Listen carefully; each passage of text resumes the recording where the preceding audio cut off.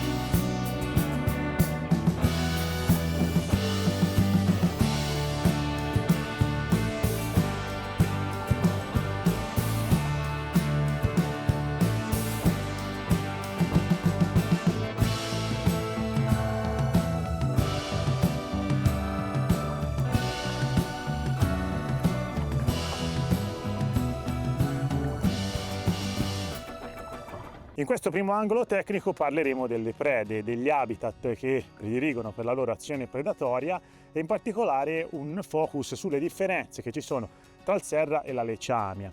Il bello è che si vanno a insidiare negli stessi ambienti, quindi andando con il vivo a cerca di leccia è possibile incappare nel serra. Chiaramente poi nasce il problema inevitabile che gli apparati boccali del serra sono altamente distruttivi, tagliano tantissimo, e quindi se non mettiamo il cavetto automaticamente andiamo a escludere il serra dalla nostra azione pescatoria. Però se mettiamo invece il cavetto andiamo ad escludere dalla nostra azione pescatoria la Leccia Amia, che ci vede molto bene. Può capitare chiaramente di prendere col cavetto, ma l'azione perfetta per questo tipo di pelagico è a lenza libera, quindi in fluorocarbon senza il cavetto. Quindi grande dilemma, dobbiamo inventare, studiare e ottimizzare una lenza che ci consenta di pescare nello stesso habitat entrambe le prede senza il pericolo di andare a perdere il serra qualora questo abboccasse. Anni fa abbiamo fatto un filmato che trattava questo aspetto, abbiamo raccontato una lenza con un piccolo rinforzino in fondo, ma in questa sessione stiamo pescando con un metodo nuovo, un metodo innovativo. Il sistema del piccolo cavetto, tra l'altro se non avete visto il video vi consiglio di andarlo a vedere, il sistema del piccolo cavetto subito prima dell'amo, si sta parlando di circa 5-10 cm, è sicuramente molto efficace. agli occhi della leccia, cioè la leccia non è infastidita dalla presenza di questo cavetto. Ci mette al sicuro da gran parte degli attacchi dei serra di medio o piccola taglia, ma quando arriva il serrone, il pesce da 2,5 kg, 3 kg, 4 kg, 5 kg, questo ingoia interamente il pesce e automaticamente va a mordere non più il cavetto ma il fluorocarbon, e lì si arriva a rottura. Questo nuovo sistema, che poi dopo andremo a raccontare, spiega come impostare la pesca con un cavetto piccola anticipazione che improvvisamente dopo la ferrata, da essere così corto, automaticamente diventa lungo e quindi il serra può mangiare quanto vuole, in realtà i suoi denti finiranno sempre sull'acciaio del cavetto.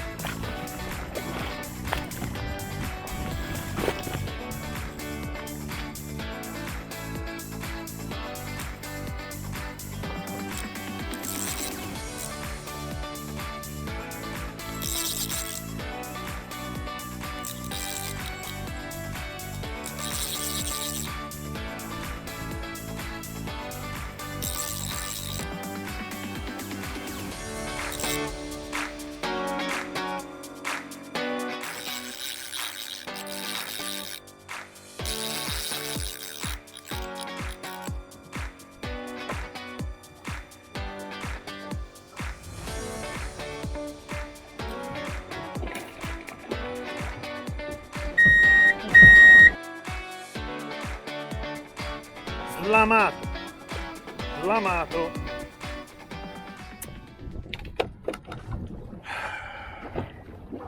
Erroneamente si va a pensare che la leccia amia sia il pesce furbo della traina estiva con il vivo e il serra sia il pesce stupido. In realtà vi garantisco che negli ultimi anni, sarà un po' per una selezione naturale dove i più citrulli sono morti da giovani, per così dire, quelli di grossa taglia cominciano ad essere veramente scaltri. Infatti può capitare attacchi veramente che fanno riflettere, ti fanno dire: ma com'è possibile che questo serra, che notoriamente mangia dalla coda, oggi abbia deciso di mangiare, come vedete in queste immagini, dalla parte del dorso, nell'unico punto dove non incontra il cavetto o il nylon o comunque gli ami. Quindi i pesci, sia lecce che serra, si sono infurbiti. Da questa furbizia deve derivare un approccio differente per quel che ci riguarda. Primo tra tutti, devo dirlo, la silenziosità in questa tecnica ad oggi, soprattutto su batimetriche molto ridotte di 3-4 metri, è importante, perché gli attacchi, vi garantisco, ho fatto tante prove e ne sono ormai certo, gli attacchi sulle esche andando a trainare con motorini elettrici di prua, quindi silenziosissimi, questi attacchi quando si usa il motorino elettrico sono molto più voraci rispetto a quelli che avvengono col motore a scoppio. Evidentemente i pesci comunque sono più dubbiosi e la boccata è diversa da un ambiente silenzioso dove non immagino che ci sia la barca a 50 metri, e invece un ambiente dove il motorino a scoppio inevitabilmente, anche se 4 tempi, creerà un rumore che infastidisce il pesce. Se poi a questo meccanismo di silenziosità, modalità ninja come la chiamo io, andiamo a inserire, ad aggiungere anche un sistema pescante efficace e innovativo, perché ancora non abbiamo parlato, il tutto si può trasformare nell'atteso strike.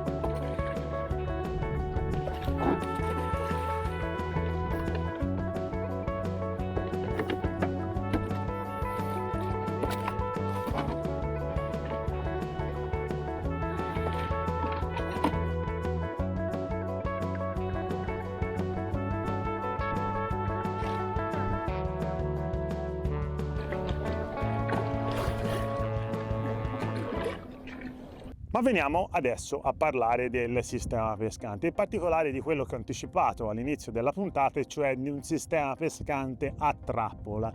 Cosa significa? Come state vedendo in queste immagini, il sistema pescante è molto particolare perché va a localizzare in pochi centimetri, circa 5 centimetri, una lunghezza di cavetto che poi in realtà è superiore. Com'è possibile tutto questo?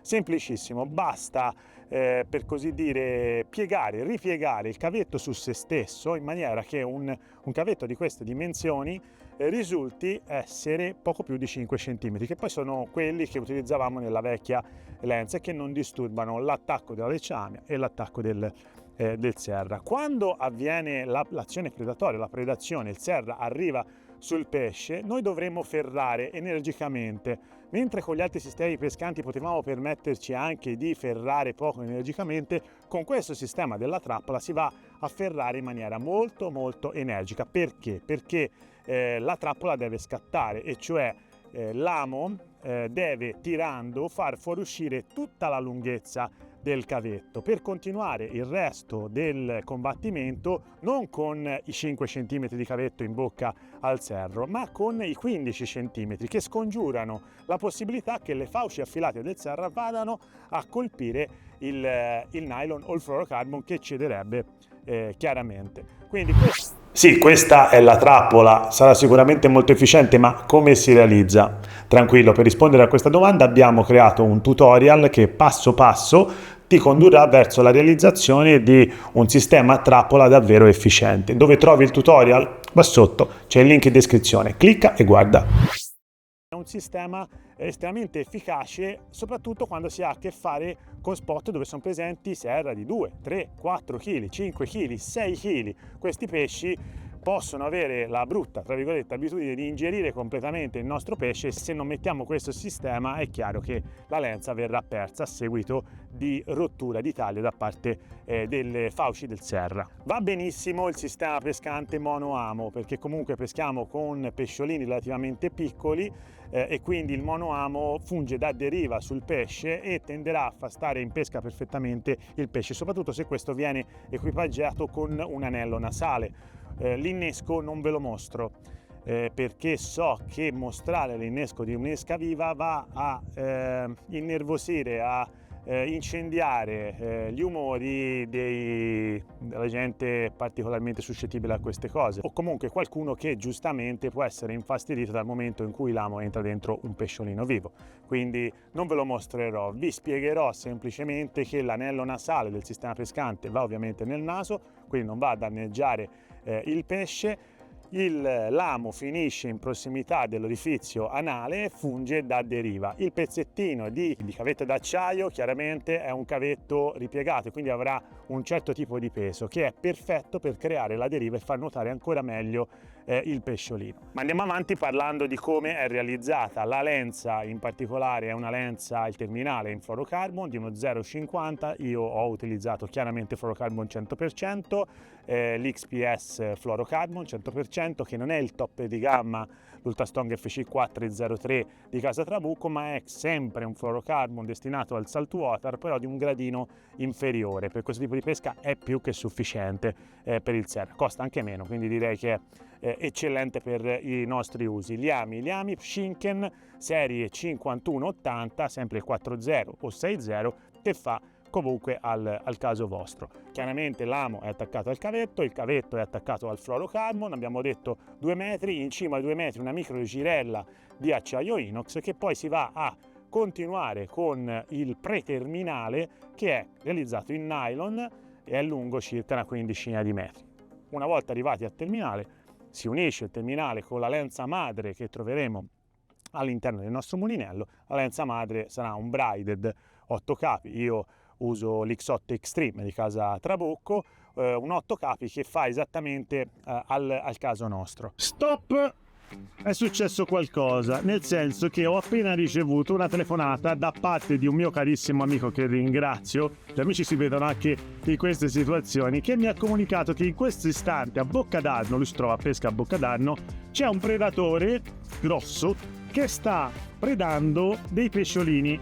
Non sono ancora riusciti a vederlo, però verosimilmente si tratta di una lecciana, e visto che il test qui sul Livorno l'abbiamo già fatto con il Sierra, direi che è arrivato il momento di provare anche con la leccia amia. Quindi ho deciso di mettere in moto, fare un po' di miglia, ho già tirato su tutte le canne, dirigermi verso Marina di Pisa e provare a prendere anche la leccia amia, così magari i test e il video saranno praticamente completi. Quindi non mi resta che girare la chiave, qualche miglia di navigazione e ancora in pesca, però su uno spot diverso.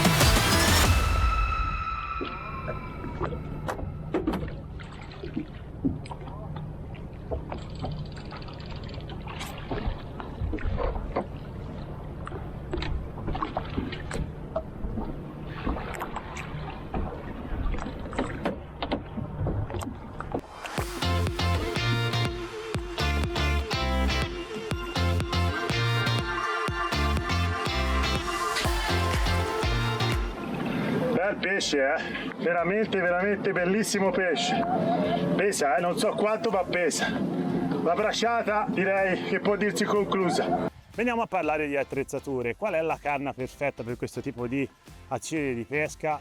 secondo me ce n'è una di carne in particolare nel catalogo Trabucco che è eccellente per questo approccio. L'ho già mostrata in un altro tipo di tecnica in un video che vi invito ad andare a vedere dove ci pescavo identici con la traina con il piombo guardiano. Si chiama Identici alla portata di tutti perché questa canna in particolare, che si chiama Skipjack Live Trolling, questa 7 piedi e 3 20 libre, è una canna che, nonostante vanti una componentistica di alto livello, un'azione decisamente interessante, non è una canna top di gamma, quindi non costa tantissimo, e quindi io la metto in pesca molto spesso e molto volentieri ogni volta che ne ho l'occasione. Mi piace molto come azione, quindi talvolta la preferisco anche alle top di gamma. Caratteristiche di questa canna: chiaramente componentistica totalmente inattaccabile dalla salsedine, innesto comodissimo per lasciarla a bordo, si ripone in uno spazio molto piccolo. Gli anelli e la componentistica sono Fuji, e voi direte: caspita, su una canna economica anelli Fuji? Sì, questa è stata equipaggiata con anelli Fuji, crociera in alluminio. È un'azione piuttosto pastosa, non è un'azione di punta come le Wind Rose, se conoscete le canne Trabucco. Questa è una canna diversa, però è un'azione energica sulla ferrata che fa anche tanto divertire, e questa è una pesca del divertimento, quindi ve la straconsiglio. Abbinamento, rimanendo su costi per così dire accessibili, che vi consiglio, è il Thor LD 420. 420 indica il libraggio, questo è un 20 libre. È un mulinello che io sto già mettendo in pesca, anche questo l'avete visto nel filmato Identici alla portata di tutti. È un mulinello con frizione a leva, quindi non è una frizione a stella, una frizione ottima, micrometrica, che mi sento di consigliare perché sono già un paio d'anni che ce l'ho. Si sta comportando molto bene, costa il giusto, un rapporto qualità-prezzo decisamente elevato, e quindi può essere preferito in alcune pesche anche ai più costosi e blasonati top di gamma. Quindi il Thor LD nella misura 20 o 30 libre può fare al caso vostro. Bene cari amici, l'avventura direi che può dirsi conclusa. L'obiettivo braccio è stato raggiunto, abbiamo fatto un upgrade sulla traina costiera con il Vivo, abbiamo parlato della trappola, abbiamo parlato dell'innovazione dell'utilizzo di motori silenziosi. Spero che questo video vi sia piaciuto. Se praticate questa tecnica e avete delle notizie, novità, delle cose che avete osservato negli ultimi anni che vi hanno dato dei risultati, se state guardando il filmato su YouTube, scrivetelo nei commenti, così che magari rispondendo creiamo degli argomenti di dibattito che faranno crescere tutti in termini pescatori. Io vi saluto e vi rimando al prossimo appuntamento di Pesca Insieme. Ciao a tutti!